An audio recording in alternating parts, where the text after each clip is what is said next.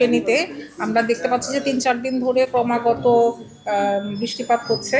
আমরা সেজন্য জেলা দুর্যোগ ব্যবস্থাপনা কমিটির জরুরি সভা আমরা এখানে আজকে করলাম। আমাদের যে নদীগুলো আছে ফেনীতে সেটার ওয়াটার লেভেলটা পানি উন্নয়ন বোর্ডের থেকে তথ্য পেয়েছি। তথ্য অনুযায়ী এখনও বিপদসীমার নিচে দিয়েই প্রবাহিত হচ্ছে। পাশাপাশি আমাদের যে উজানে বৃষ্টিপাত হচ্ছে কিনা ত্রিপুরাতে সেটাও আমরা মনিটরিংয়ে রাখছি। তো সেখানে বৃষ্টিপাত হচ্ছে, যেটা তথ্য এখন পর্যন্ত তথ্য। তো সেই জন্য আমাদের একটু অ্যালার্ট থাকতে হবে, কারণ ওই পানিটাই আমাদের বেশিরভাগ ক্ষেত্রে ফ্ল্যাশ ফ্লাড তৈরি করে। আমাদের প্রিপেয়ারনেসের মধ্যে আমরা আমাদের উপজেলা পর্যায়ে কী পরিমাণ শুকনো খাবার আছে সেটা আমরা দেখলাম। আমাদের উপজেলাগুলোতে আছে, প্রাইমারি স্টক আছে এবং আমাদের জেলাতেও আছে। পাশাপাশি ঢেউ টিন এবং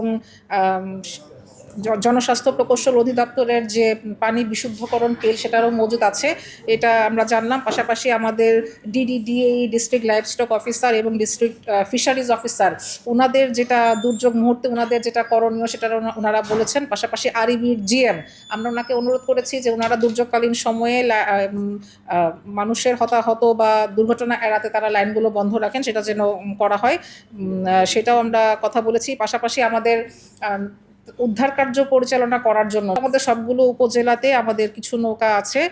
তো মোটামুটি আমরা আমাদের যে প্রিপেয়ারনেসটা আমরা ধারণা করতে পারছি।